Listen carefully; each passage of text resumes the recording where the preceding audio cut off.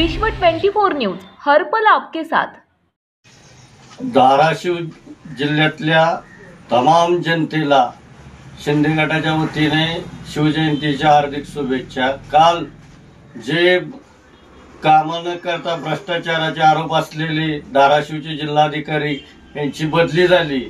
सामान्य जनतेला महायुती सरकारने न्याय देऊन आणि सामान्य जनतेच्या पाठीशी उभे राहिल्याबद्दल महायुती सरकारचं स्वागत करतो व येणाऱ्या नवीन कलेक्टर साहेबांनी धाराशिव जिल्हा भ्रष्टाचार मुक्त करावा आणि महसूल खातं असेल सगळं असेल प्रशासनावर अंकुश ठेवून जे भ्रष्ट अधिकारी आहेत त्यांच्या ताबडतोब चौकशा करून निलंबन करावं एवढंच बोलतो आणि जय हिंद जय महाराष्ट्र।